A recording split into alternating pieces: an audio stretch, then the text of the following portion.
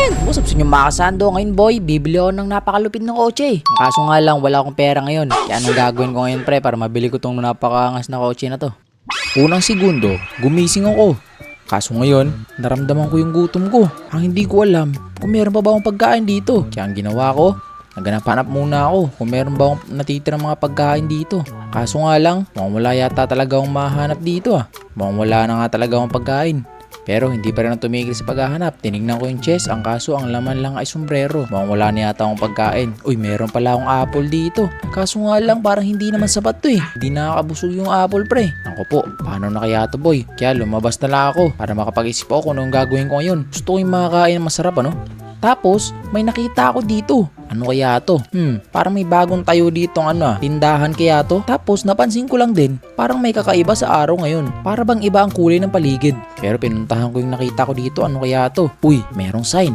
Ano yung nakalagay dyan? It could be yours for 1 million pesos. What? Tapos, nung nilapitan ko, meron pala mga kotse dito. Tingnan nyo naman yan Mukhang may nagbebenta ng mga kotse dito. Grabe, tingnan nyo to. Yun nga, andun nga, ayun sino yan? Hindi ko kilala yan. Pero mukhang siya ang car dealer dito. And tingnan nyo naman to. Grabe, ang daming mga kotse. O yun na, nilapitan na ako ng car dealer dito. Tapos, parang ina-assist niya ata ako. And then, tinitingnan ko yung mga kotse dito. Ito may parang tricycle. Tapos, itong car dealer na to, sabi niya, dito daw ako. Kaya sinundan ko siya. And eto na nga pre, eto yung mga angas na kotse. Ayun wow, napakalupit. Pero eto talaga ang pumukaw sa atensyon ko. Grabe, tingnan nyo naman yan. Ayun what the hell? Grabe boy, parang gusto kong bilhin yan boy Napakaangas. Tapos eto naman, medyo maangas din. Kaso mas maangas pa rin to. Grabe. Kaya ngayon, dali-dali kong tinanong si Manong, yo boy, magkano ba yung kotse niyo boy? Lahat yan boy ay 1 million pesos. Opo, yun lang ang problema. May pagkain nga, wala akong pambili. 1 million pesos pa kaya.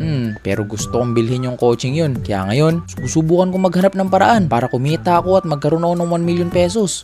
Ano kaya ang gagawin ko ngayon Para pumera ako. And then, naisip ko na pwede pala ako magbakal bote. Kaya, napagdesisyonan ko maghanap ng mga bakal at bote dito. Okay, let's go. Lakarin natin to. Maglibot-libot tayo para makahanap ng bakal at bote. Ang kaso lang boy, na-realize ko lang puro kabayo ang nakikita ko dito. And oo nga pala, wala palang bakal bote dito sa Minecraft boy kasi Minecraft pala to. Nako po, ano kaya pwede kong pagkakitaan yun para kumita ako ng 1 million peso? Kaya nag-isip-isip ako kung ano kaya pwede kong mabenta At naisip ko, meron pa pala akong sombrero sa bahay. Ibig sabihin, yung sombrero na yun ay pwede kong mabenta. Kaya ngayon, dali-dali na agad akong umuwi sa bahay pre para makuha yung sombrero na yun at mabenta ko sa mga villager. Basta kahit papano, mabenta ko lang yun. Tapos, gagawin kong puhunan yung mapipera ko dun. Ang kaso man, eto, nakita ko si matandang gago sa harap ng bahay ko and mukhang, parang wala siyang kamay. Pero okay na yan, yo, tol. Ano nga bang ginagawa mo dito pre? Bakit ka nandito? Di mo ba nakita? Meron bagong bukas dun Ang daming coaching mga angas tol. Napakalupit. Kaso wala akong pera. Kaso, ang sabi ni matandang gago, kaya nga ngayon, meron tayong diskarte kung saan kikita tayo ng 1 milyon para makabili tayo ng napakalupit ng kotse dun.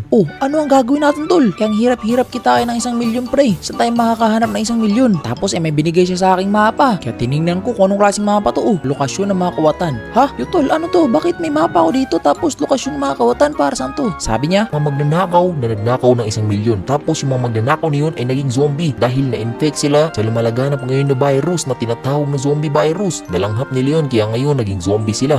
kaya pala ganito yung panahon Parang kulay brown. Meron palang zombie virus Sabi ni matandang gago. Pero huwag ka mag-alala dahil safe tong village natin, hindi pa umabot dito yung virus. Kaya ngayon, puntahan mo yung mga zombie na yun at kunin mo yung 1 million para mabili natin yung kotse na maangas dun. Kaya syempre, tuwang-tuwa ako pre dahil ngayon may pag-asa na kaming makakuha ng 1 milyon. Ang kaso nga lang mga boy, paano namin malalabanan yung mga kawatan na zombie? Kasi delikado, baka ma-infect ako tapos maging zombie din ako. Kaya medyo mahirap na mission to tol. Pero may binigay sa akin si matandang gago na kulay black na box. Tapos sabi niya, O yan, ang laman ng box na yan ay mga baril para malabanan mo yung mga zombie dun at makuha mo yung 1 milyon. wow, binigyan ako ng box ni matandang gago na may lamang baril. Tapos, meron din yung stun grenade.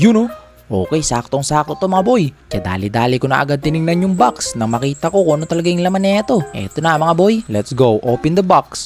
At meron nga talagang mga baril. At meron ding 2 stun grenade. Kaya kinuha ko na agad yung mga baril. Napakaangas boy. So eto pala ay scar. Tapos yung isa parang pistol yata yan. Kaya kinuha ko na agad sila lahat. At pati na rin yung 2 stun grenade. Kaya ngayon, eto na. Ginawa ko dito ay tinesting ko na nga yung mga baril para malaman ko kung talagang gumagana to. Okay, etong pistol muna. Boom! Kaso nga lang pag baril ko biglang nawala yung baril. Mukhang sira yata Nawala din yung scar. Nako po. Ito ang problema natin ngayon. Nasira yung 2 baril. Nako. Matandang gago, boy. Nasira yung mga baril na binigay mo. Ngayon, anong gagawin natin? Ay, eto na lang natira. Stun grenade na lang. Ako po, paano natin malalabanan yung mga zombie? Huwag kang mag-alala boy, meron pa akong natitirang alas. Yun ang sabi ni matandang gago sa akin. Tapos noon ay binigyan niya ako ng mga pana at crossbow. Tapos hindi lang yun dahil binigyan niya rin ako ng spear. At hindi lang yun dahil binigyan niya rin ako ng vest para maprotektahan yung katawan ko laban sa mga zombie. And mukhang eto na, gagana na to ngayon at hindi na to masisira. You know? Alright, tapos yung mga pana pa ay may weakness. Kaya suot ko na tong aking vest. Yun, napakaangas boy. Okay, ngayon eto spear natin. Tapos, babalahan ko na rin dito yung aking crossbow. Alright, ready na ako pre. Here we go. Yung matandang gago, pupuntahan ko ng mga zombie dun boy. Okay, kukunin ko yung 1 milyon natin at bibilhin natin yung coaching ngayon. Pero dito ay parang hindi ko alam kung saan ako papunta, no? Kaya tinitesting ko muna kung saan ba talaga yung tamang daan. And mukhang nakita ko na mukhang dito yata yun, no? Alright, let's go. Straight natin to. Tingnan natin kung dito ba talaga yung daan. Malalaman natin to ngayon. Tingnan natin to kung tama ba tong dinadaanan natin. Let's go. Alright. Mahigit 1 oras na ang lumipas simula nung gumising ako. Grabe, kanina naghahanap lang ako ng pagkain. Pero ngayon, tingnan nyo naman to. Nasa kalagitnaan ako ng misyon ng pagpasla ng mga zombie para sa 1 milyon. Okay, eto na. May nakikita na ako dito. Mukhang malapit na yata ako. Tinitingnan ko nga lang yung mapa ko, ano, para matansya ko kung malapit na ba ako. So may nakikita ako mga bundok dyan, pero ang hindi ko alam kung yan na ba yung location yun. Kasi mukhang malapit na ako sa pinaka-location eh. Pero pinagpatuloy ko pa rin ang paglalakad ko. Tinitingnan ko lang kung meron bang mga zombie yung makikita dito. Kasi pag may mga zombie nang makikita, ibig sabihin yun. Okay, tatawid na ako dito. Uy, wait lang. Mukhang may nakikita na akong gumagalaw. Atay na nga boy. Meron na nga talaga mga zombie. Eto na yun. Eto na yung lugar na yun. So, ibig sabihin, dumating na ako. Kaya eto na, naready ko na agad yung crossbow ko at sinubukan ko na agad silang barilin dito. Pero dapat malayo tayo kasi mahirap na. Baka makita nila tayo at sugurin na tayo. Ang dami pa naman nilang mga zombie. Tapos, eto na nga, nakita na nga ako. Naku, butin lang. Meron akong crossbow. Kaso nga lang, hindi tumatama yung crossbow ko. Napakaduling ng aking pagtira. Okay, buti lang, napatay ko na siya. Grabe, ang daming dugo mga boy. Okay, ito naman. Bam, di na naman tumama. Laka. Ito, last na lang, patay. Ako po, nakalapit na nga siya sa akin.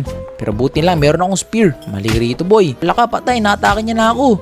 Mag-ingat tayo, hindi tayo makagat. Patay. Grabe, ang daming dugo. Okay, let's go. Ito na, papaana na naman ako dito. Kasi kapag nakita nila ako at lumapit silang lahat sa akin, talagang matataranta ako at lagot ako. Ako, ang dami pa naman nila at mag-isa lang ako dito. Kaya dito tayo, papanahin natin sila. Total, meron tayong mga crossbow. Yan, pinagpapana ko lang sila, Patay. Okay, umuundi na sila. Uy, grabe.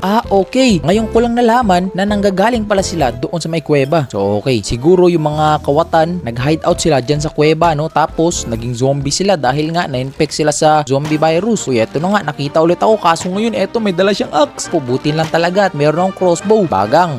Grabe, daming dugo. Okay, here we go. Ito na, dapat malayo lang tayo kasi yung ibang mga zombie pala ay may dalang axe. Mahirap na to. Okay, sinugod ko na nga sila dito and meron nga lumabas na may axe. Yan ang nga bang sinasabi ko. Pero butin lang, may crossbow ko. Dugo.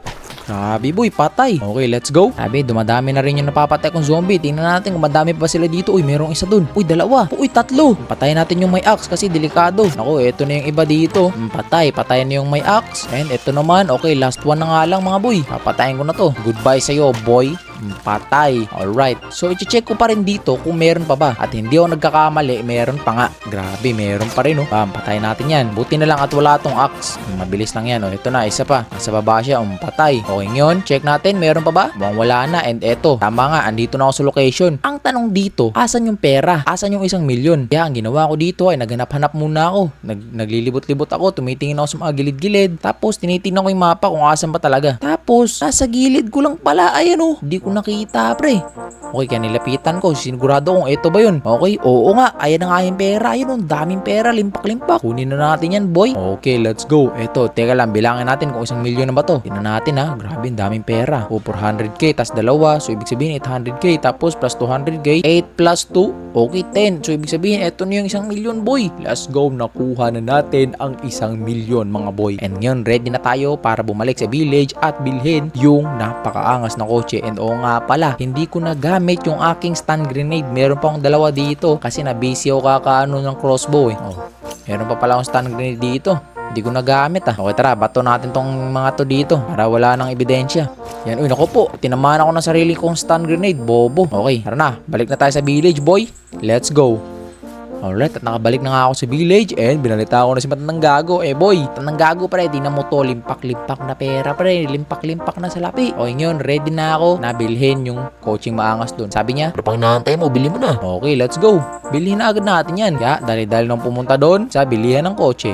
Yun, oh. Eh, Manong car dealer, boy. Eto na, boy. Meron na ako 1,000,000, boy. Grabe, ang hirap ng pinagdaanan ko para makuha to. O, eto, boy. Okay, akin na. Bilangin ko na yan. Sabi niya, alright, eto na, boy. Bilangin mo to. Walang labis, walang kulang. Ito ay 1,000,000. Let's go. Eh, bigyan natin to sa kanya, pre. Yun. Alright, bilangin mo na, tol, para makuha ko na yung kotse ko. Alright, ayun na nga, mga boy. Binibilang na ng car dealer na to. Tingnan natin. Ano, okay na ba? Okay na daw. Let's go. So, ngayon, mamimili na lang ako kung ano yung kotse yung pipiliin ko. Okay, nagtingin-tingin muna ako dito kasi baka hindi ako sigurado sa choice ko eh. Pero wala talaga, pre. Ang pangit talaga ng iba, ayun, oh, na hindi magaganda yung mga yan. Pero tingnan nyo naman yan. I-compare nyo dun sa napakaangas na kotse, di ba? Walang-wala talaga yung mga yan. Ayoko nyan. Tapos, eto naman, medyo okay siya pero hindi pa rin siya maangas, boy. Isa lang ang choice natin dito kundi eto. Napakalupit niya, no? Okay, eto na yung napili ko. Eh, Manong car dealer, eto na, pre. Eto na ang aking napiling kotse. Alright, here we go. At ayun na nga, nakapili na ako. Kaya eto na. Bubuksan na ng car dealer yung kotse. Yun, no? Sabi, boy.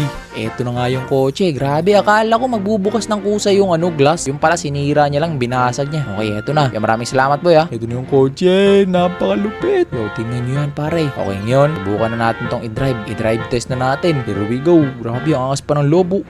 Grabe. Ibang klase yung pakiramdam dito sa loob, pre. Napakaangas, boy. Yun, oh. Yung pinaghirapan ko na pagpatay ng mga zombie, labanan yung mga zombie na mag-isa. Eto na. Nag-pay off na, pare. Tingnan nyo yan, boy. Grabe. Sipag at tiyaga, boy. Patayin lahat ng zombie para sa 1,000,000. And yun, meron nung napakaangas na kotse. Boy, let's go. Napakaangas. Okay, ngayon, balikan natin si Matandang Gago doon at ipakita natin sa kanya. Dahil kung hindi dahil kay Matandang Gago, hindi natin makukuha yung 1,000,000. Yo, Matandang Gago, pre. Ito na, pre. Yung kotse nating dalawa, boy. Ayun, oh. Pinaghirapan natin yan, pre. Pinatay natin yung mga zombie. Nakuha tayo na 1,000,000. Grabe, napakalupit. Napakaangas ng kotse namin ni Matandang Gago, diba? Yo, man. Kung nagustuhan nyo itong video to, grabe. Sa inyo na tong kotse ko. Kaya i-like nyo yan.